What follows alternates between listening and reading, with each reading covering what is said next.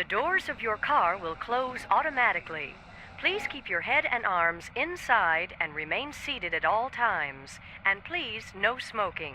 Thank you.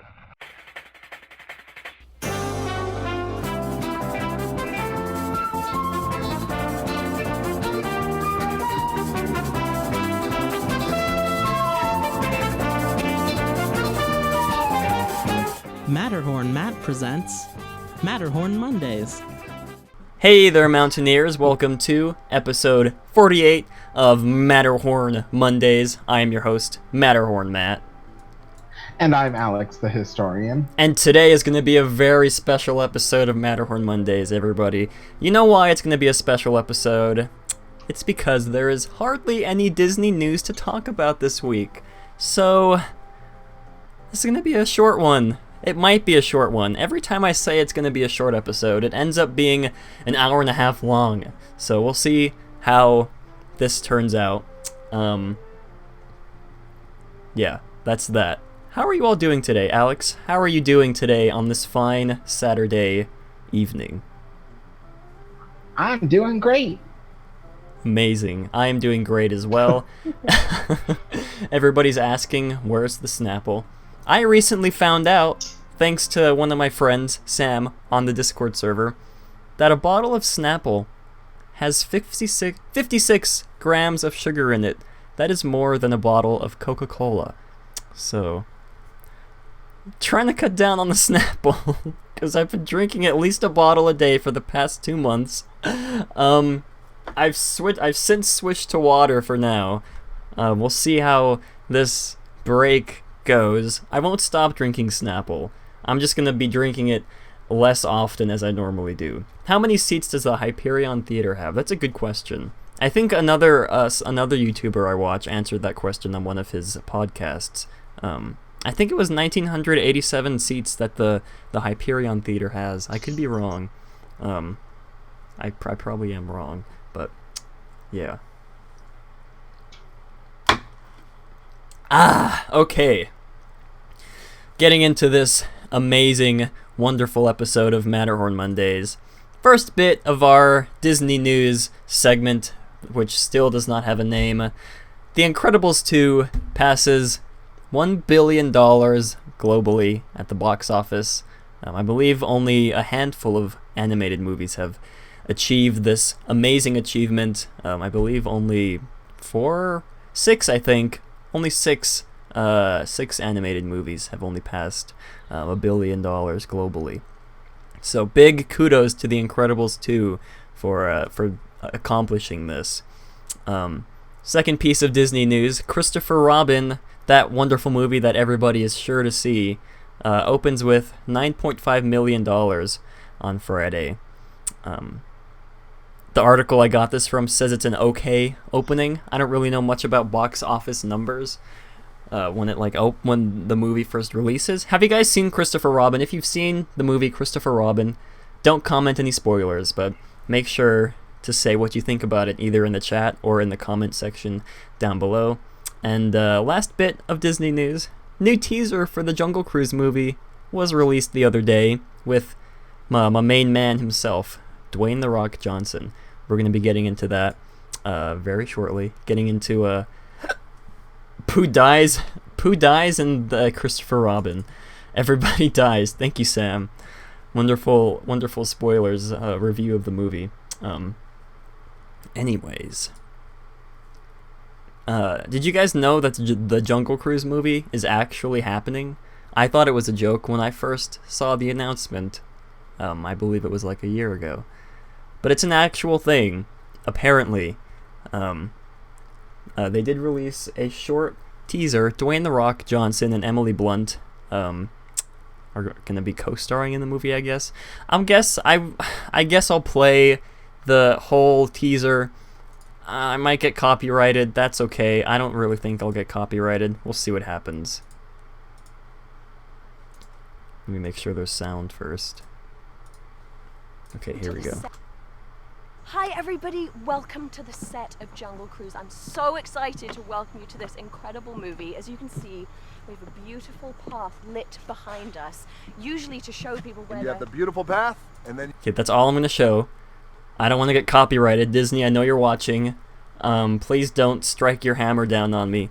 But basically, this is just a short teaser explaining what the movie's about. Apparently, the movie is supposed to be like a love story between The Rock and Emily Blunt. I don't really know what to think. It's a movie based on a Disney ride. We all know how well or terrible that can go.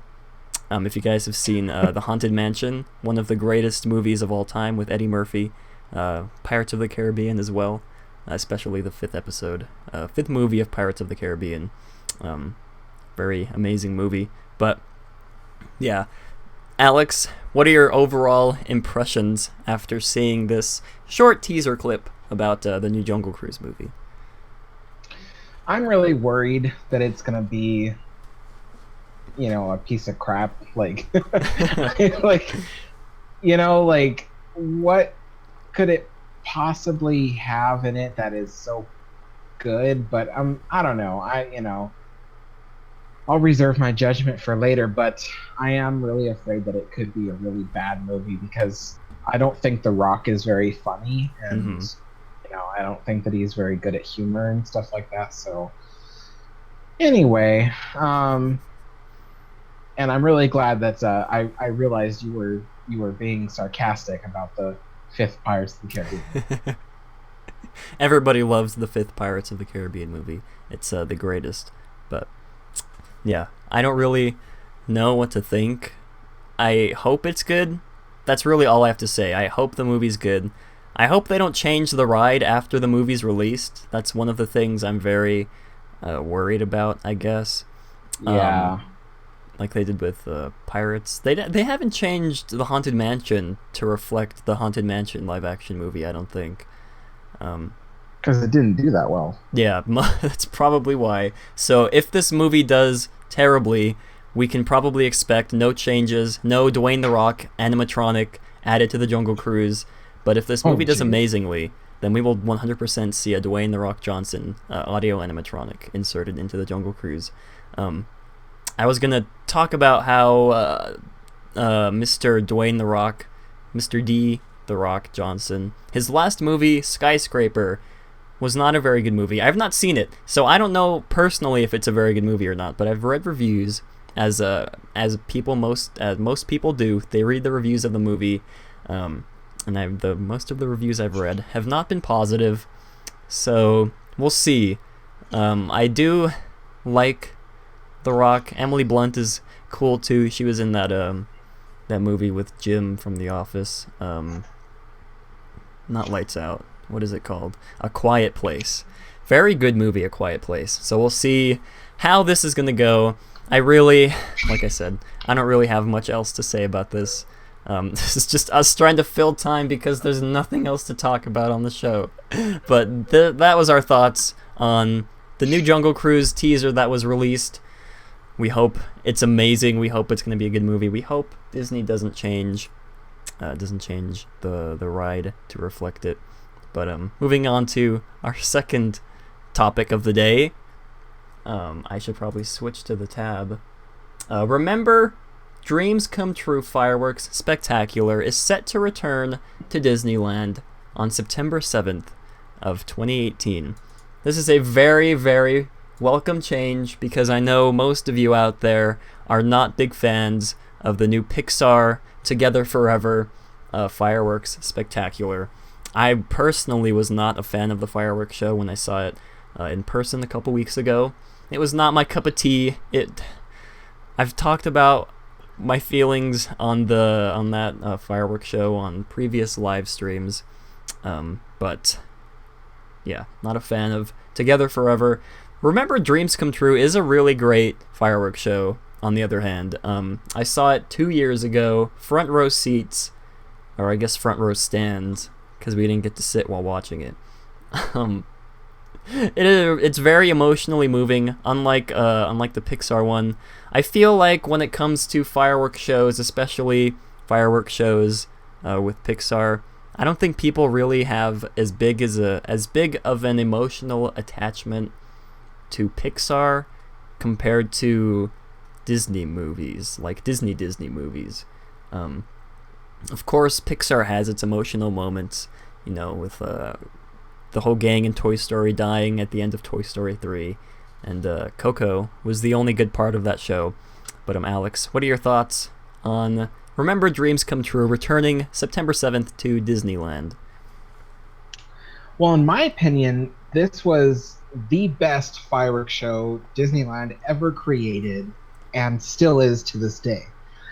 I've watched every Disney fireworks show, from Fantasy in the Sky to Imagine There's Magic in the Stars, and quite frankly, like, this one is the best. And I think the reason why is because it tells a story, and it maintains that story throughout the whole thing. So it's like, it talks about Walt Disney's dream and then how it became a reality, and then it goes back to how the dream relates to us as visitors and things like that. And so it's a great story. But ever since then, like, the fireworks shows that they've created, like Disneyland Forever, like, what the heck was that? Like, it really sucked, like, it was just a bunch of Disney movie songs that were put together, and it has nothing to do with the park, and it didn't even tell a story. So it's just like, it's a headache. And anyway, I'm just glad to see this fireworks show returning, because it's definitely my favorite one, and yeah. I 100% agree.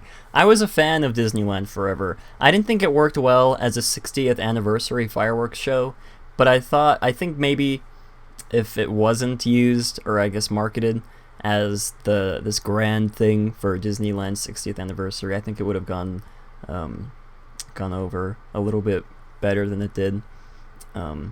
They should have just used Together Forever as the 60th, or I don't know.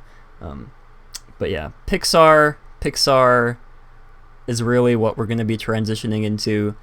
Since Remember Dreams Come True is returning, that means that Together Forever, a Pixar fireworks show spectacular, whatever it's called, is leaving. And that gives us an opportunity to look at the big picture when it comes to Pixar Fest. Now that Pixar Fest is coming to an end, Alex and I are going to reflect the good, the bad, the ugly, regarding the entirety of Pixar Fest. So I guess We'll start with the good. The good thing, one of the best things to come out of Pixar Fest was the best. I'm trying to think of something positive. Oh gosh. The best thing to come out of Pixar Fest, I guess, would have to be Pixar Pier. There wasn't really that much else that was like changed or anything besides the fireworks show and the Pizza Planet tarp thing. That was that probably belongs in the ugly. But I guess the best thing to come out of Pixar Fest is Pixar Fear. Ooh. Pixar Fear. Yeah, That's Pixar a whole new Pier. level of Disney right there. Pixar Fear. But yeah, Pixar Pier, since I visited it in person, it's not as bad as a lot of people are saying. Sure, it's a slap together, not thought out, not immersive land, just a new paint job. But it does look nice, I'll give it that. I've said this, I think, in my other live streams. It does look nice. The colors do look really well together. It sort of brings a new... I really hate saying this. It brings a new life to the pier. It really does. With the Pixar music playing in the background and everything. Not so much the Pixar Pal Around or the Incredicoaster, but I guess Pixar Pier, looks-wise, not content-wise, but looks-wise, Pixar Pier is the greatest thing, or the best thing to come out of Pixar Fest.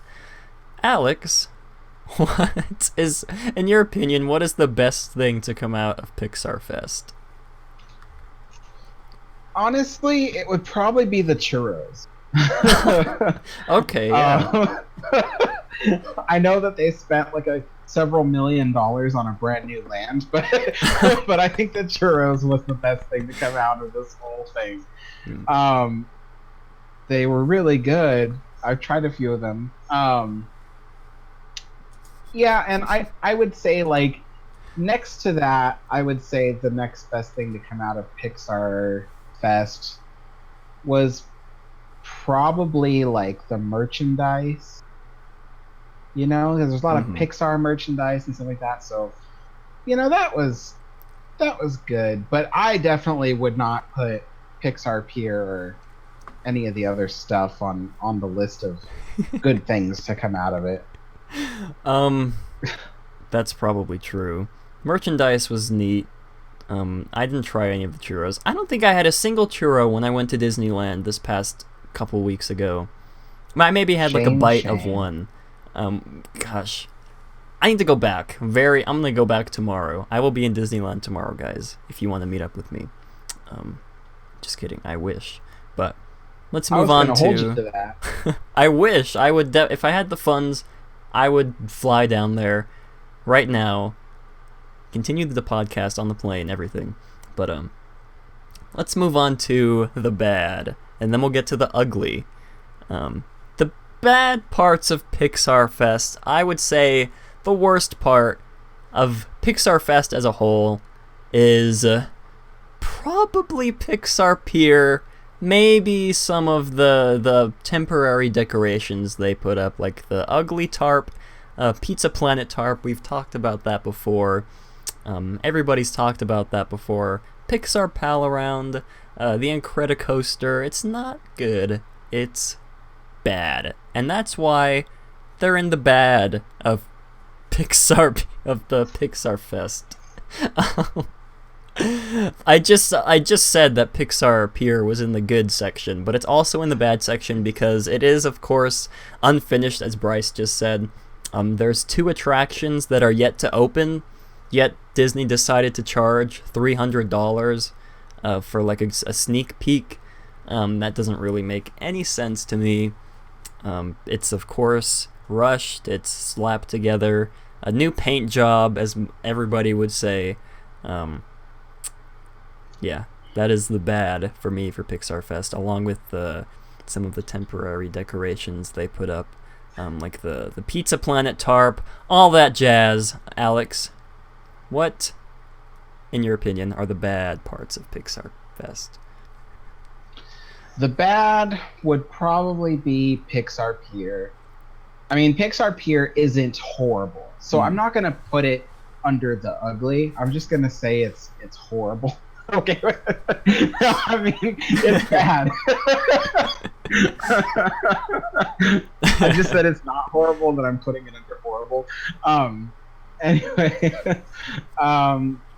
Okay, so no, Pixar Pier isn't the worst thing Disney's ever done, but I certainly don't think it was very good, and it's not very pretty, so I don't know. I mean, I love how people keep saying, yeah, but at night it's pretty, and I'm like, yeah, but that's because they're not illuminating all the ugly parts of the pier. Yes. You know?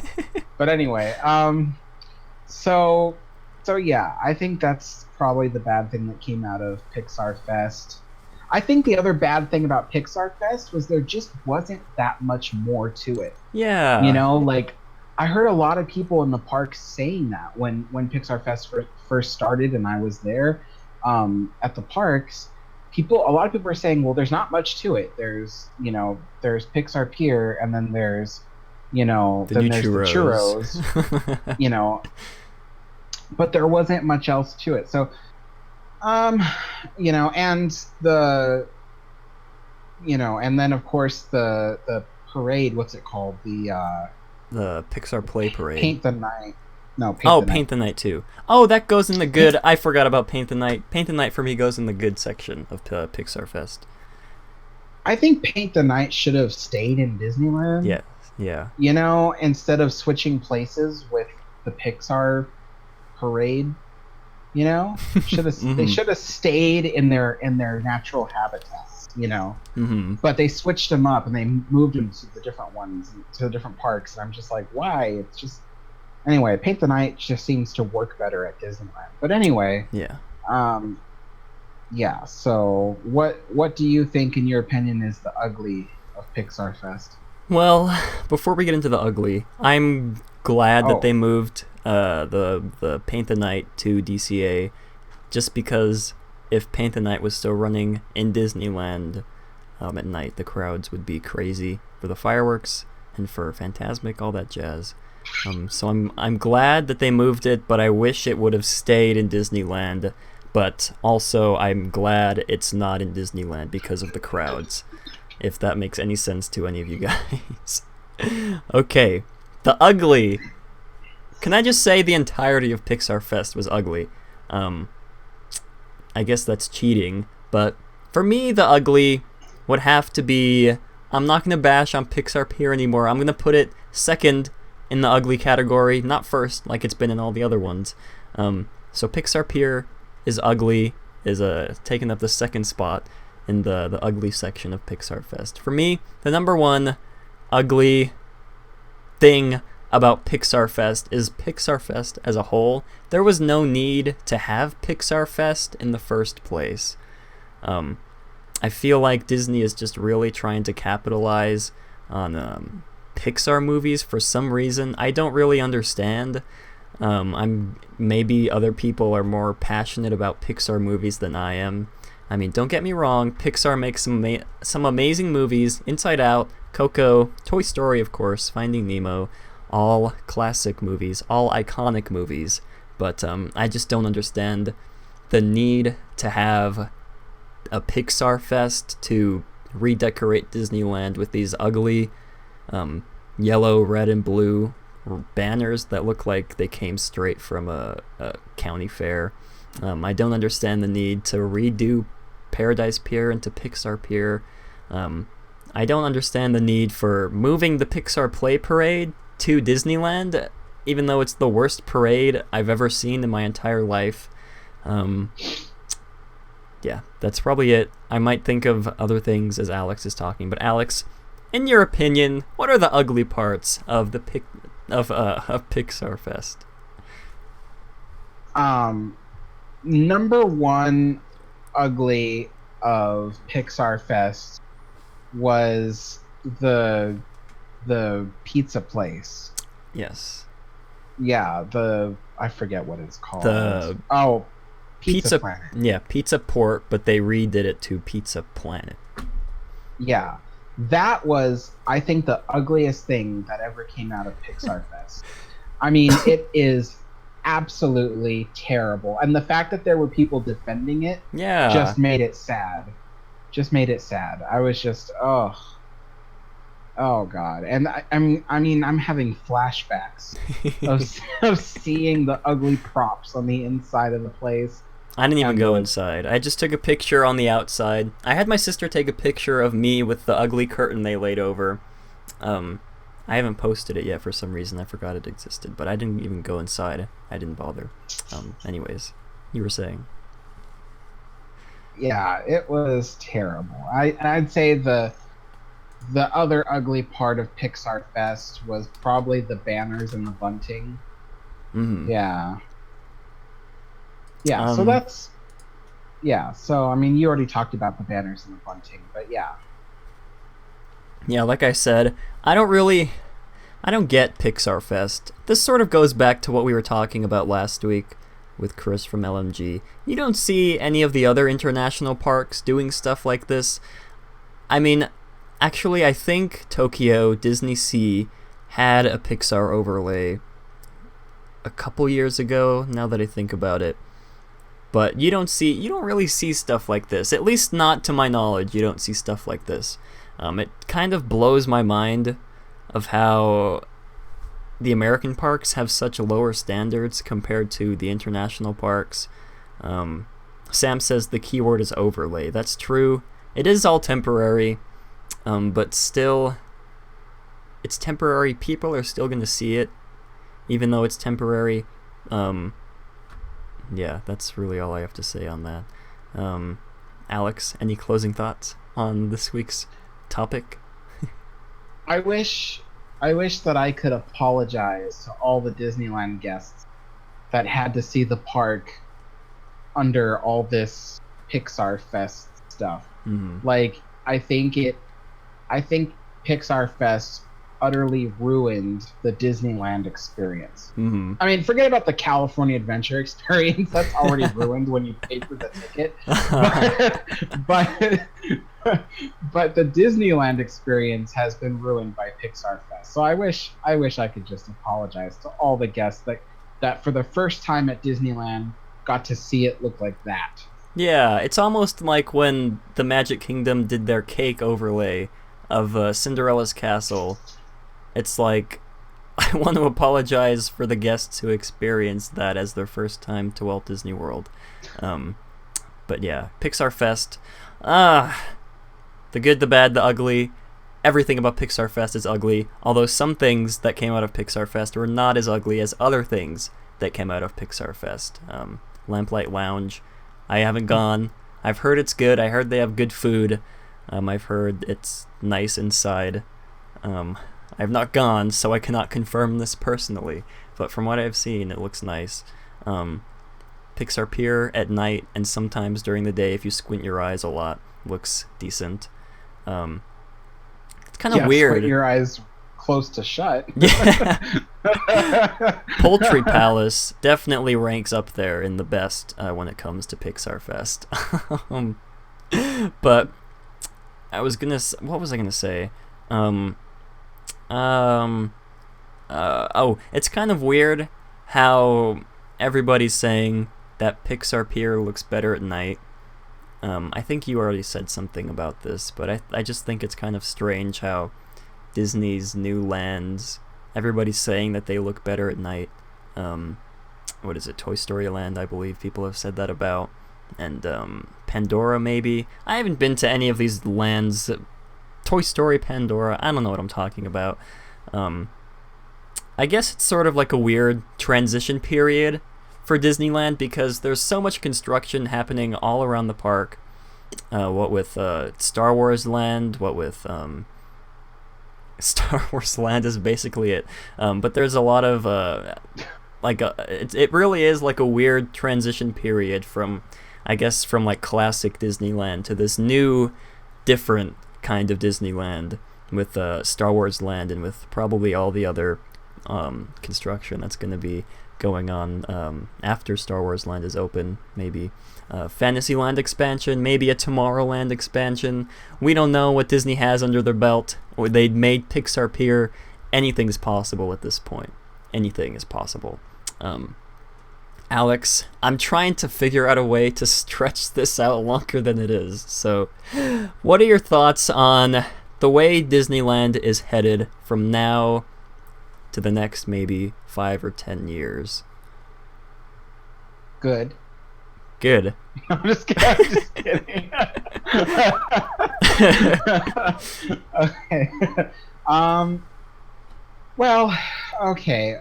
I think that overall, Disneyland itself is heading for a brighter future. Back before the 50th anniversary, things started getting really nasty. The park started looking really bad and stuff like that. And so, back then I wouldn't have thought that Disneyland would look so great in the future. But lately it's been really taken care of. And with the addition of Star Wars Land, I mean, as much as I don't think that Star Wars Land really fits in Disneyland, I do know that it'll keep the park extremely popular for at least the next 5 years. And I think that... Oh gosh. Excuse me, I just yawned. No, that's what I think about Disneyland's future. Anyway, and I think that after Star Wars Land opens, we're probably going to see some expansions happening to Tomorrowland and Fantasyland, and I think that would help Disneyland finally feel like it's not missing something, you know? because a lot of people walk into Disneyland and because Tomorrowland is in such bad shape, it feels like something's just missing. But I think that will eventually get better, and so I see a bright future for Disneyland. California Adventure, on the other hand, not really. I see its future becoming completely selling its soul to IPs. Yes. So, you know what I mean? Like, it's just like every last bit of dignity that park has is gonna sell itself away. So yeah, that's what I think. I agree for the most part. Star Wars Land, I do agree that it does feel like something is missing. Like you mentioned, you mentioned that people feel like there's something missing when they walk into Tomorrowland and see it in such disrepair. Yeah, it's kind of weird. I don't know. I guess I'm okay with the way Disneyland is headed if it means good lands that are immersive, and if they're based off of IPs, it doesn't really matter to me as long as they're done well. I guess that's everybody's rule when it comes to this. I think Star Wars Land will be good and bad. Probably it will probably break Disneyland, capacity wise. But I guess we'll see. We'll see what happens. I don't really know about stuff like Downtown Disney. That's sort of like a mystery to me, with the new hotel and all the construction that's happening in Downtown Disney. Yeah, I don't really know how the hotel is gonna end up panning out. I just don't understand why they decided to build it so close to the Disneyland Hotel.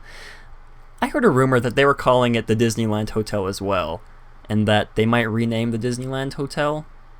I don't know where I heard that from. I probably imagined that I heard it from somewhere, and it's probably not true at all. I'm just saying it because I think I heard it somewhere. But yeah, it's kind of strange how they decided to build a new hotel right next to the Disneyland Hotel. They probably could have found a better place to do it.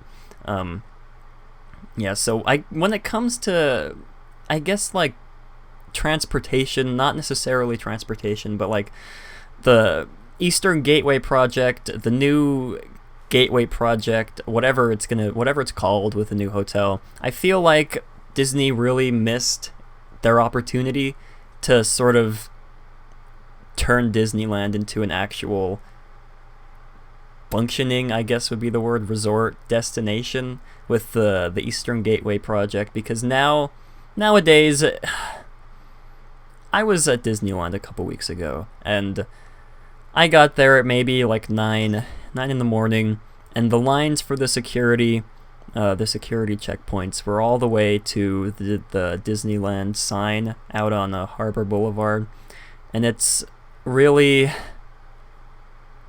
I don't know what I'm trying to say. I don't know where I'm going with this. It's really disheartening when you go to Disneyland and see like an hour-long line just to get into the park, and I know stuff like that can't really be helped by Disney. I mean, of course they could hire more security guards, but they probably wouldn't splurge all the cash just for security guards.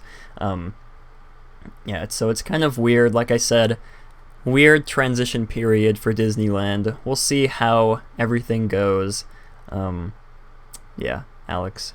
What would you like to see the Disneyland Resort become? Because, like, for me, for instance, I kind of would like to see the Disneyland Resort expand to a third park and maybe one more hotel, and it becoming really like a destination resort. Yeah. I mean, because for me, Disneyland Resort is a better value than Walt Disney World Resort. Yeah. And even though Walt Disney World Resort has 4 parks, I feel like you're still getting more out of your buck for Disneyland. Like, like Disneyland has a lot more rides than Magic Kingdom does. And, and just spending your money on Disneyland alone, which, by the way, costs less than a park ticket for Magic Kingdom, you're getting more rides out of it. You're getting more restaurants out of it. You're getting definitely more merchandise locations out of it. you're just getting more. And so I would like to see Disneyland have a third park and another hotel, and I think it would be like the perfect Disney resort. I agree. I feel like Disneyland really... I agree with what you said. Disneyland for me does not feel like a quote-unquote resort destination. That's more reserved for Walt Disney World.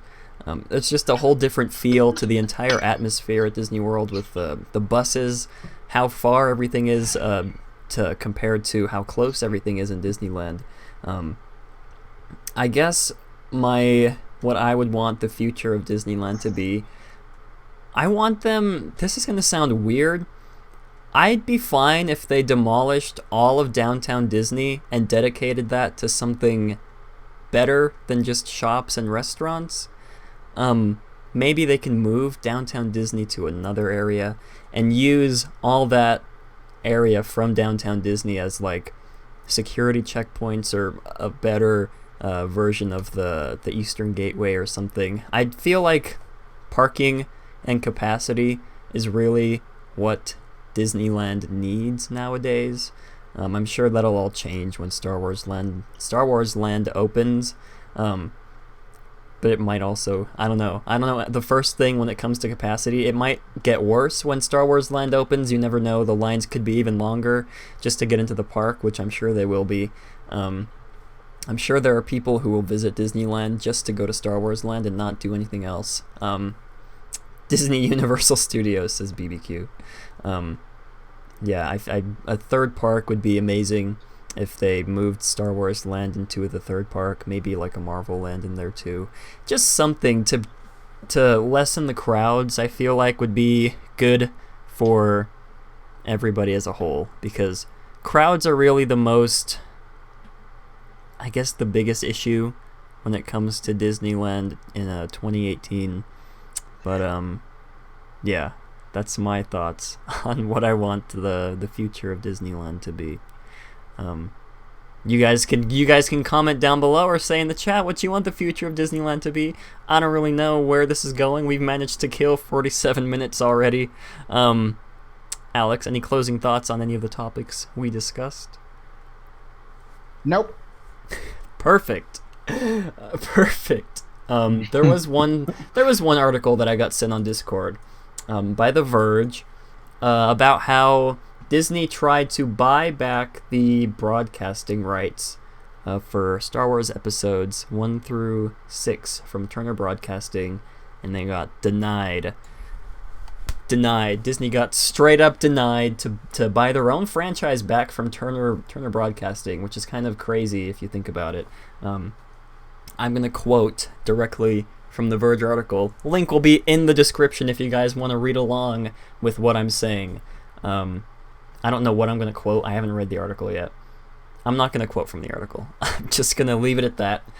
Disney has not been able to buy back the distribution rights to Star Wars episodes 1 through 6. I wanted to talk about Star Wars more, but I'm so tired of Star Wars in general.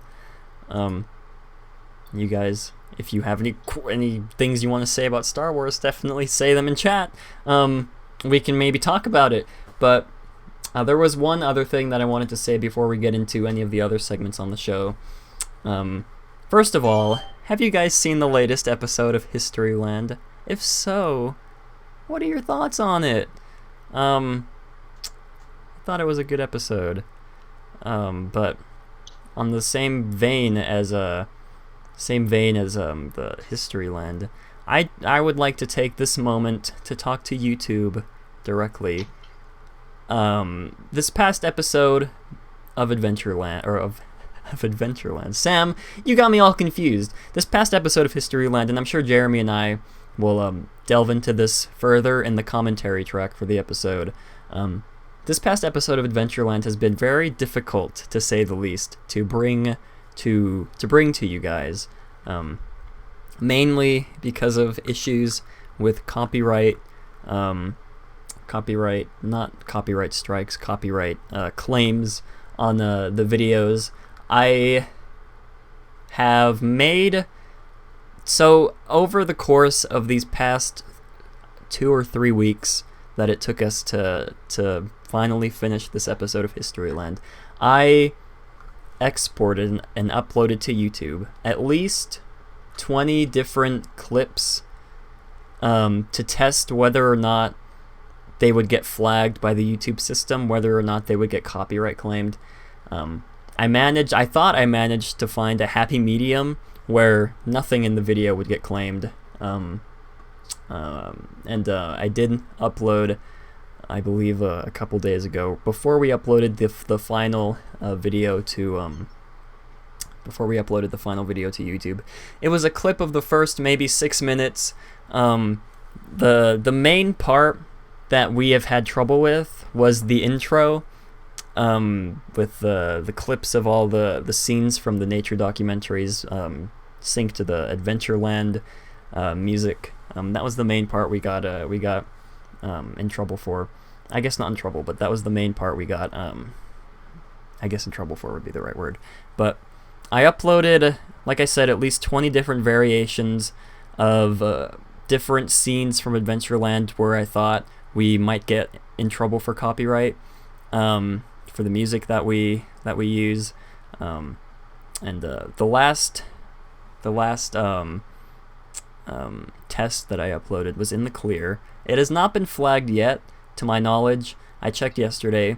The test clip that I uploaded has not been flagged, and I uploaded the final video to YouTube, and all was fine and dandy for a good 2 or 3 hours after it was uploaded.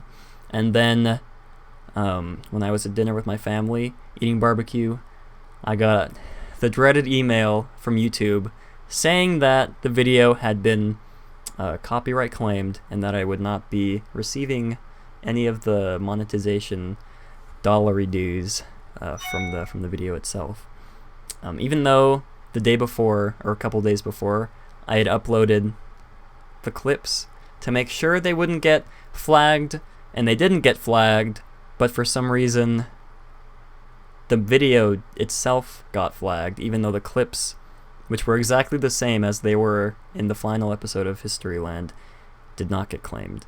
I just wanted to point out how YouTube is the worst website on the face of the earth when it comes to copyright. Yeah,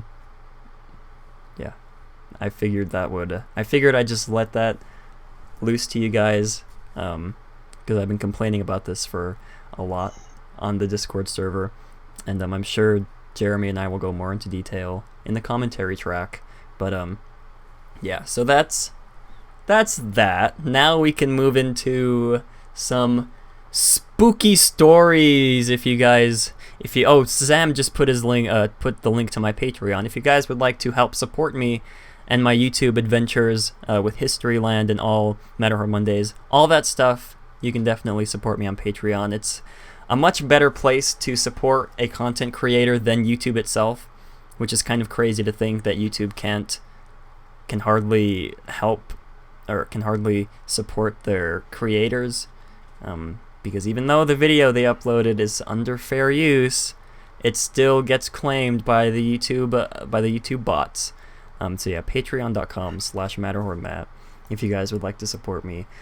I'm currently in the process of redoing all the tiers on my Patreon and all the rewards, so we'll see how that goes.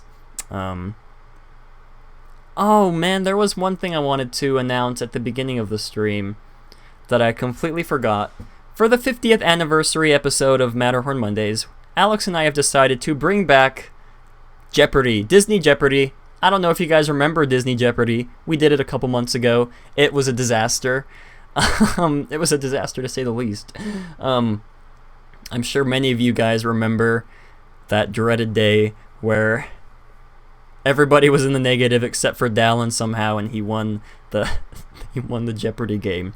But we are going to be doing Jeopardy again, but this time it's going to be right, with much easier questions for the contestants to answer. It's going to be, I believe, it will be on Saturday the 18th at 11 a.m. Yeah, that's when it's going to be started. Yeah, Rob was in the negative. Everybody was in the negative. I was in the negative, except Alan.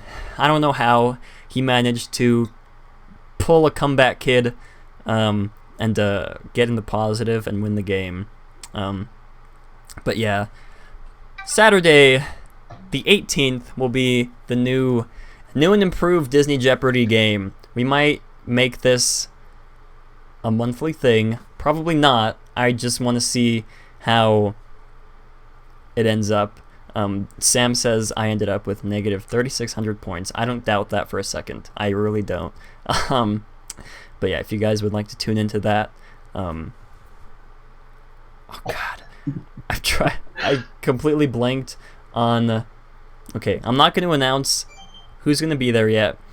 Jack from DSMI Newscast is going to be there though, and LMG Vids probably might be there as well. Trying to get Dallin back again, and we'll see how everything goes. If you guys would like to tune into that, I'll make an announcement video for the Jeopardy challenge once all the contestants have been decided. Alex and I will be co-hosting the show. Alex will probably do most of the hosting because his name is Alex, and Alex Trebek hosts actual Jeopardy in real life. So yeah, we'll see how that goes. I forgot to mention this at the beginning of the stream. Oh no, is the stream lagging? I'm so sorry if the stream is lagging really bad. My family's probably watching a movie. But anyways, let's move on to some spooky stories. I have one for you if you want me to share. Yes, please. And then I think I have one from Bryce, who he sent last week. So we'll read that after Alex's story. Okay. When do you want me to share it? At the end or right? No, you can go ahead and share it now. Oh, okay, cool. Okay, so this okay. Sorry, I'm reading the chat. Okay, so this story actually comes from my dad. And you see, my dad has worked at the Disneyland Hotel since 2004. So he's been there for a long time. And the Disneyland Hotel is very haunted by many different spirits. Each of the 3 towers are haunted by different things. It's just crazy. So my dad told me about this one time back when he used to work the graveyard shifts. No pun intended. And he used to work at the front desk. And so basically, like, in the middle of the night,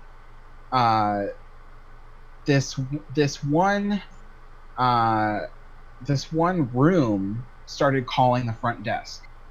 And when he would answer the phone, it was like this lady was saying that she needs extra blankets because she's cold. Mm. So my dad would be like, oh, okay, I can send you up extra blankets immediately. And so, he hung up the phone with her and so he arranged for housekeeping to go up there. Well, housekeeping goes up there, and they said that no one answered the door.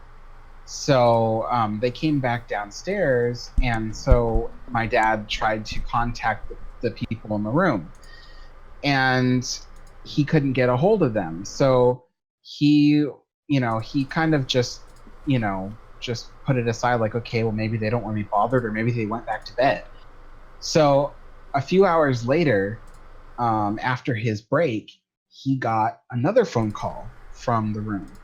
So he answers the phone call, and again, it's the same woman, and she said the same exact thing. She goes, can you send up more blankets? I'm very cold.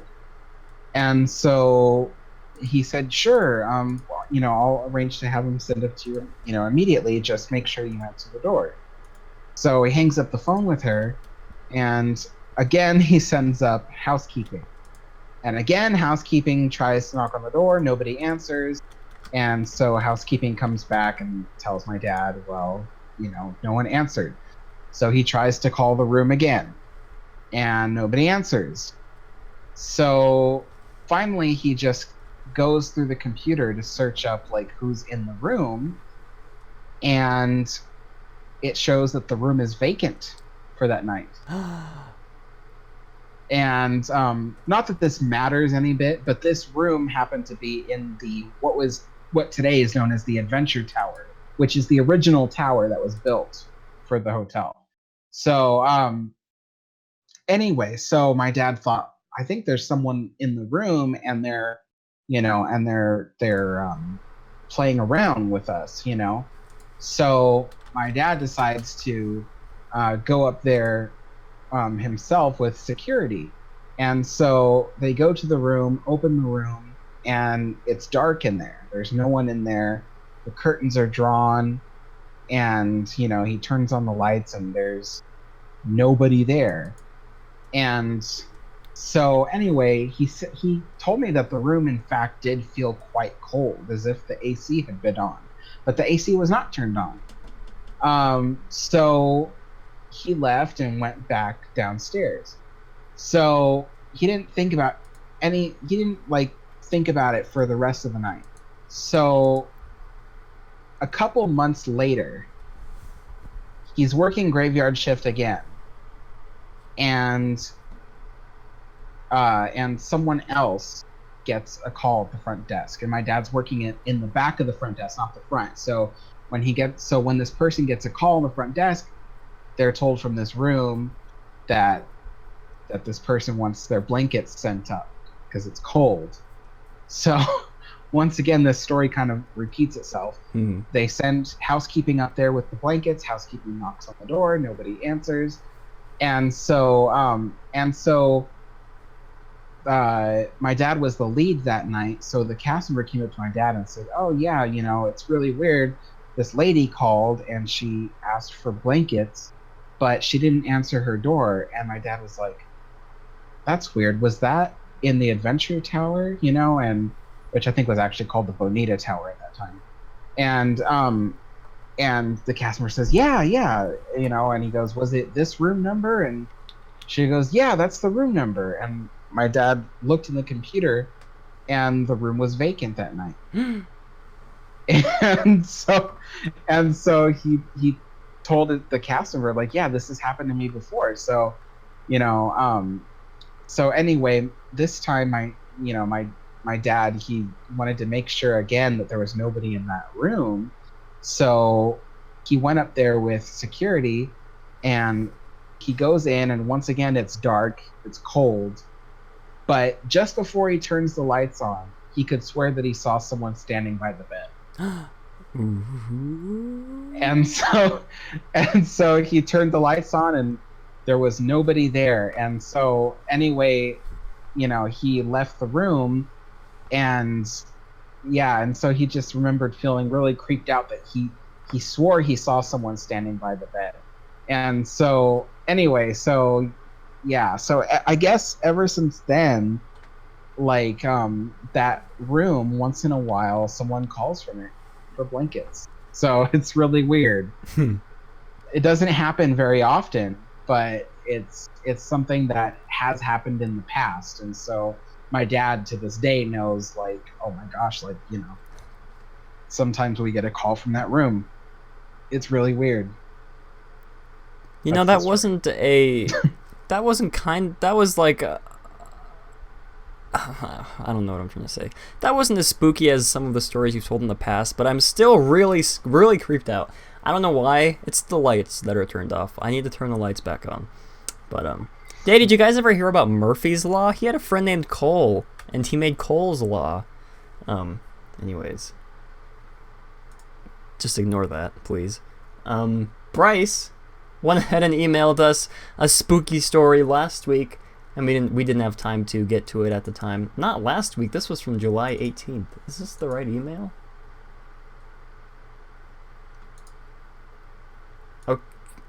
Okay, I guess this is the right one. This is from July 18th, almost a full month ago. So we'll see. But this is Bryce, who is currently in chat. Thank you for sending all your scary stories. And if you would like to send your own scary story into the Matterhorn Mondays podcast, email them to ytmatterhornmatt@gmail.com. or you can send them on Discord, or you can send them on Twitter. It doesn't really matter. I just prefer them to be sent to my YouTube email, just because they're all colligated,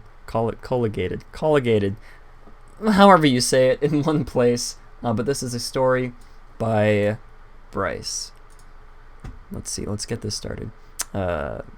This one is a little bit shorter and about my friend. Okay. There is a legend in Hawaii of the first great Hawaiian king to rule all the islands. King... I do not know how to pronounce this. I do not know how to pronounce this word. I'm so sorry. King Kame...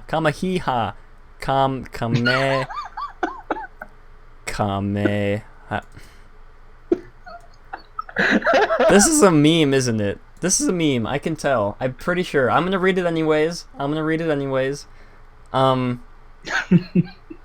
Kamehameha.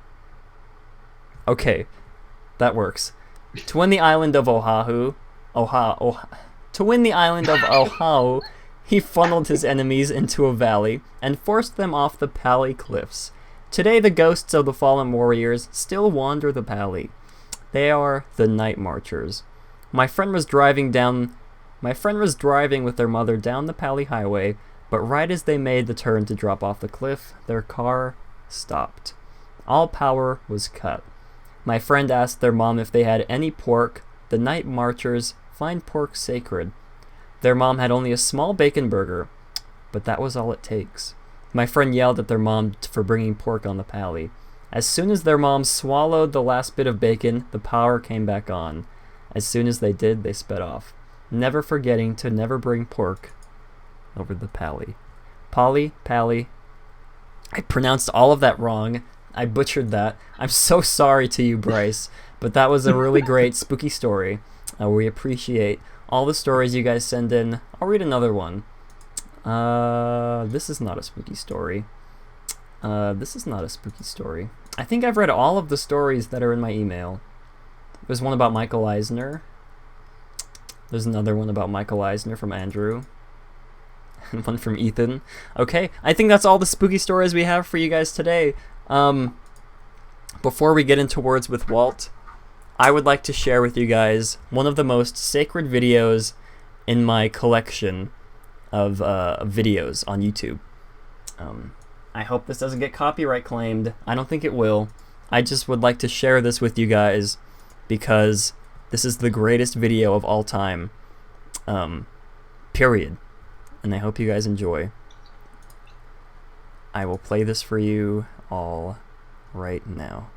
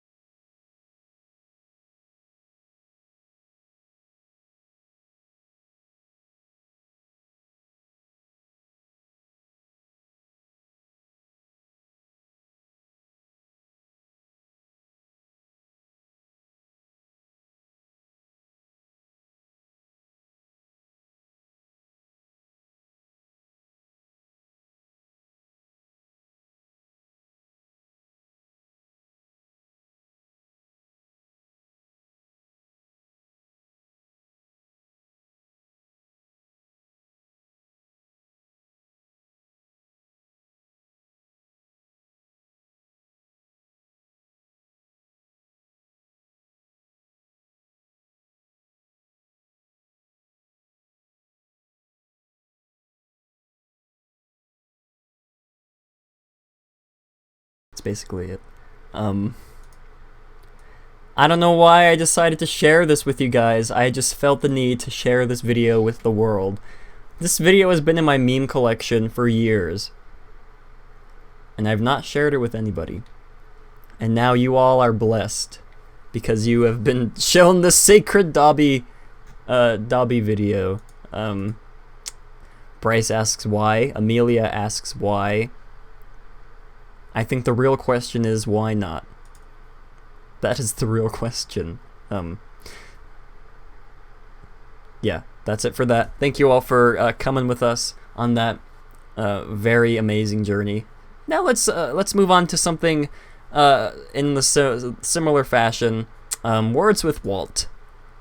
This week's quote, Alex picked out, because I picked out a quote last week. It's Alex's turn to pick out a quote this week. This is not the full quote. Alex and I decided to shrink the quote to this because the original quote was very, very long and would not fit on the screen. So this is just a shorter version of the quote. Nonetheless, let's get into this. Everybody thinks that Disneyland is a gold mine, but we have had our own that's not right. But we have had our own problems. Trying to keep the park clean is a tremendous expense. It's like any other show on the road. It must be kept clean and fresh. Alex, since you picked this quote, why don't you go ahead and go first in describing what this quote makes you feel. Oh, I thought you knew what the quote makes me feel. I might. Okay, so this quote I really like because it shows how Walt wasn't afraid to spend money in order to make the park stay clean and fresh. And, and how even back then, people thought that, oh, Disneyland makes a lot of money and they can handle, this kind of expense. But the thing is that Disneyland makes a lot of money, but their profit margin's really small. So even way back then, it was really hard for them to afford, the amounts of cast members and the amounts of maintenance it took to keep the place up and running. So anyway, I really like this quote because of that fact and how Walt was so honest with, he could have just said, oh, well, Disneyland's a piece of cake. Mm. But he told people the truth. He told people, well, Disneyland isn't, but, we do what we can to make it the best that it can be. So, yeah. I agree with what you said. This is a great quote because I feel like a lot of people take for granted how clean Disneyland is. Like you said, Walt didn't have to put trash cans every however many feet it is apart from each other. He didn't have to hire all the amazing cast members that clean up the trash from the other guests who decide to throw it on the floor instead of using the trash can. Yeah, that's really what this quote makes me feel. I feel, like I said, a lot of people take for granted. There are no ants. Have you ever seen a single ant in Disneyland? There are, from what I've seen, there are 0, maybe 1 ant I've seen. Maybe 1 that got in somehow with his annual pass. But from what I have seen, there are no ants, there are no mosquitoes, there are no other insects that harm humans. I've seen a cockroach. Cockroach? Really? Was this backstage or was it in the park itself? This was in the park itself. It's in Adventureland. Adventureland is known for its bugs. Really? And so, one of the things that used to always happen was, like, huge cockroaches would emerge from the jungle and then cross over Adventureland walkways towards the restaurants. Mm-hmm. But I will admit this: Disneyland keeps their kitchens perfectly immaculate. I've never seen anything like it before. So Disneyland doesn't have cockroaches because of its sanitization or how it runs its cleaning. got cockroaches because there's quite frankly a giant jungle, you know, just a few feet away from the buildings. Interesting. I don't think I've ever seen a cockroach. I've seen, like I said, one single ant. I've seen no mosquitoes. Avery is saying that he's been eaten alive at mosquitoes at Epcot, and Bryce is saying that he's seen ants in Adventureland in New Orleans Square. Excuse me. But for the most part, you don't see any trash on the floor, unless it's like fresh trash that a guest might have just thrown on the floor, or accidentally dropped it out of their pocket. Cast members tend to pick it up very quickly. I don't really know much about the cats that live at Disneyland. Alex, can you explain for us all there is to know about all the cats that live in Disneyland? Sure. Well, Disneyland has almost always had feral cats living there. And as long as there's been the suburbs just right across the street from it and stuff like that, so there's always been cats there. And to this day, Disney actually doesn't want to get rid of the cats. They keep the cats because the cats chase away rodents and things like that, and the cats are also kind of taken care of by Disney's Circle D Ranch cast members, which Circle D Ranch, for you that used to know, used to exist just north of Frontierland before Star Wars Land completely just bulldozed it. But there are still Circle D Ranch cast members who take care of the animals in the park, such as the horses. And now, come to think of it, without Big Thunder Ranch, no other animals live. So I guess it's just the horses. But they do take care of the cats. And when I used to work at Hungry Bear Restaurant, there were all kinds of cats that used to stop by. And sometimes horticulture would set out traps for the cats because they would be looking for a certain cat in particular who was in need of veterinary care. So they actually kept an eye on the cats. Really? And so what would happen is, like, if they had a cat that they knew that needed medical attention, they would set out a trap right where in the favorite areas where the cat would hang out, and then trap the cat, and then the Circle D Ranch team would come up and take the cat to one of Disneyland's vets and care for it. And then what they would do afterwards is they would release the cat back into Disney. So interesting. Yeah, and so if you guys remember the Skyway building up in Fantasyland back when it used to exist, they used to have a cat feeding station there.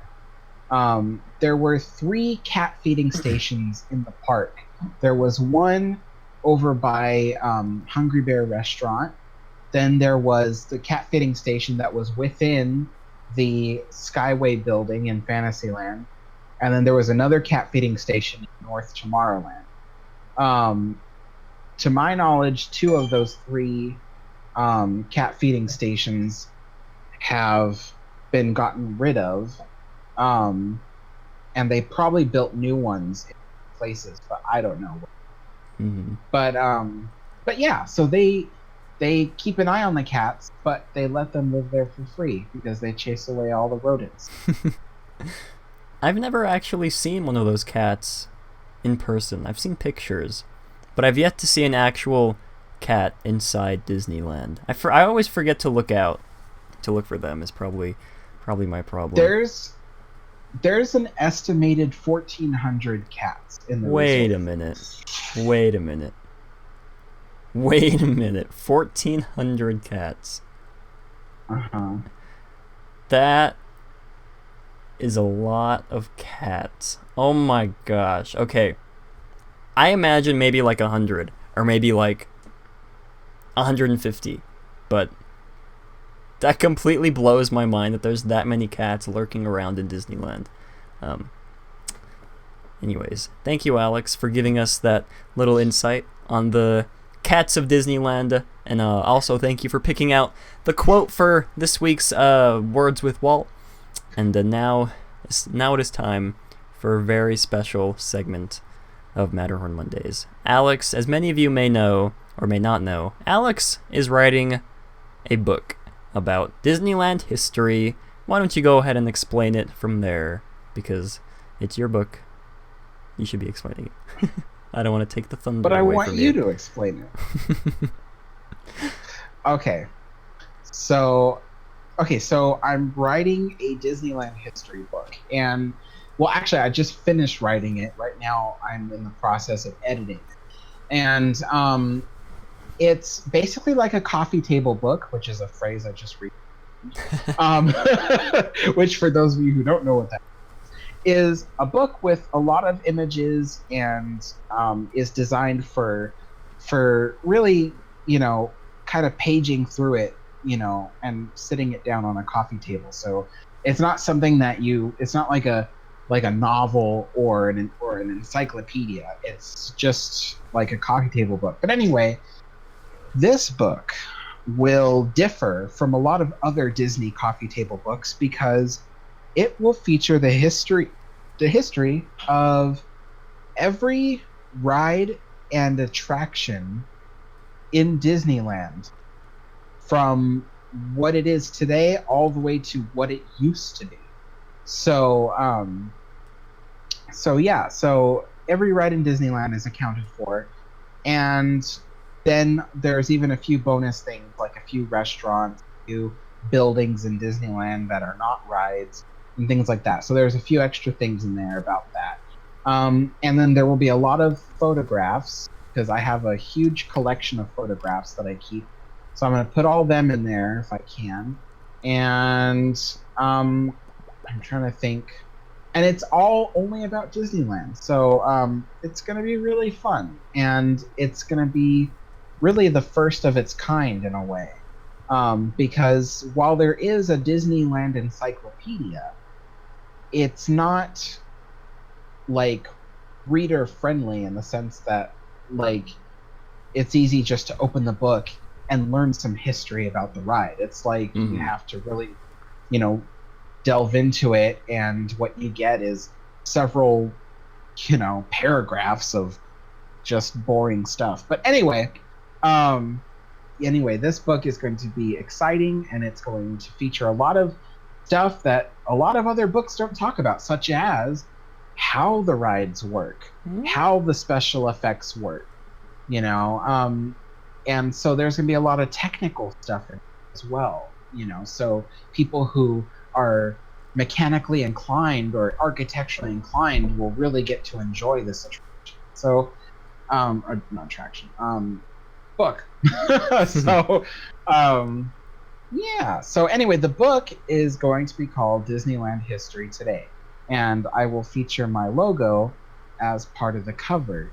So that way I can kind of build a bridge there between my logo and stuff like that. So, yeah. So, hopefully I can get a large following of people to want to buy the book, because I'm telling you, it's going to be really fun to look at. And there's going to be a lot of really cool stuff that you probably have never known.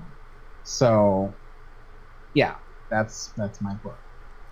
I will be the first to buy 5 copies of the book. Sam asked how much it'll cost. Do you know how much it'll cost? I have no idea because, I haven't looked at the publishing sites yet because I wanted to handle that after I actually finished the book. Only because, I'm afraid I'll overwhelm myself if I start looking now for publishers and stuff like that.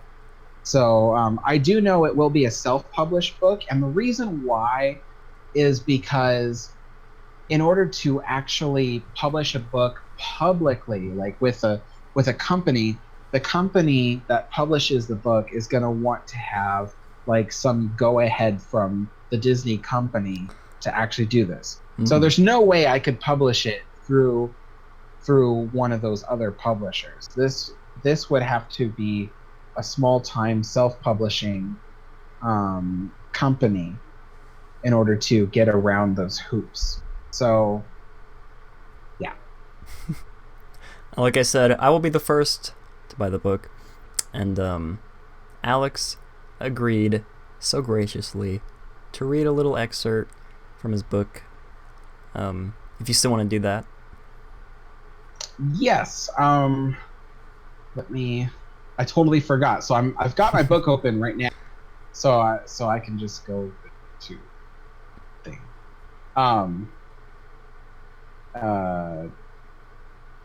Give me a moment. Entertain the folks while I put together a little thing to read for them. I will do my best to entertain. Sam said hashtag diarrhea ghost. Juan said hashtag smoocha ghost. Hashtag diarrhea ghost. That's from LMG Vid's thing. Right, I'm pretty sure. Matt's putting on chapstick because he wants to smooch a ghost. I wouldn't say no to giving a ghost a little smooch on the cheek if you know what I mean. Juan asked if the book comes autographed. I don't know. We'll have to ask Alex if it comes autographed once he returns from doing what he's doing. That's a good question. I think it should be autographed. I would pay more for an autographed copy than a plain old unautographed copy. Dallin has Gene Lafitte and Churros. Matt has Smooch a Ghost. Wait, Churro is spelled with 2 U's. Oh, Gene's Lafitte? Oh, is that like a meme on his channel, I guess? Gene's Lafitte. I didn't know that. It's Jean Lafitte, but they're making fun of it.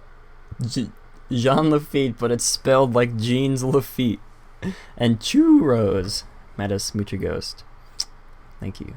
Smooch a Ghost. Okay, so what I'll do is I would read for you guys the first page, but the first page starts going off into another story.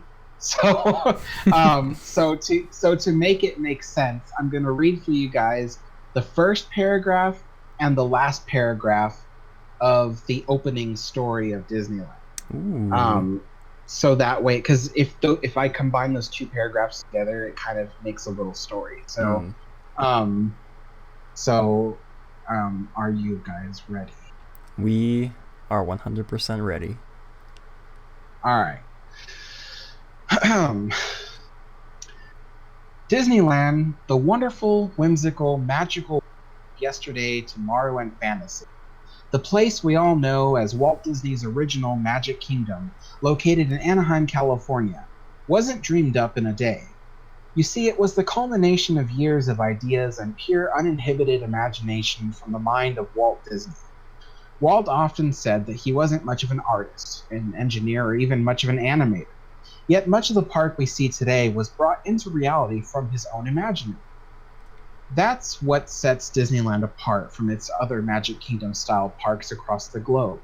It was a place that was physically touched by the man himself, and a lot of the attractions in the park were designed with the direct supervision and even muscle of this honored person. Last paragraph, here we go. Just 3 months after opening Disneyland, it had its 1 millionth visitor step through the gates. Disneyland was a complete success. Disneyland, as Walt intended, is a safe zone, a place where families can come together away from racism and prejudice, a place where the old can feel like a child again, where the wonder and enchantment take over. People wait their whole lives for a chance to walk through those gates, and others anxiously await their 700th visit. Where else can a place be honored with such a homecoming? Anyway, that's it. Amazing. I'm clapping. I cannot wait for this book to come out, Alex. You have no idea. I will buy 100 copies. Maybe not that much. I will buy multiple copies, that's for sure. Bryce said Alex is getting cool points. 10 cool points have been awarded to you, Alex, from Bryce. I guess that's good. But thank you, Alex, for reading that short little excerpt from your book, Disneyland History Today. Cannot wait for it to release, like I said. And yeah, I think that's going to wrap up this episode of Matterhorn Mondays. We managed to get past an hour, almost an hour and 20 minutes. Maybe this outro will take up the rest of the 1 minute that we need to get to an hour and 20 minutes. But, like I said, thank you all for joining us on today's episode of Matterhorn Mondays. We sure enjoyed talking with you guys, talking about all the topics we did. If you have any thoughts on any of the topics we discussed, whether it be the Jungle Cruise trailer or teaser that was released, or whether it be Pixar Fest as a whole, Disneyland Forever, that's not what it's called. Remember, Dreams Come True Fireworks Spectacular coming back. Be sure to comment them down in the comment section. And yeah, that's going to wrap up this episode. Thank you all for watching, and as always, have a great, big, beautiful tomorrow.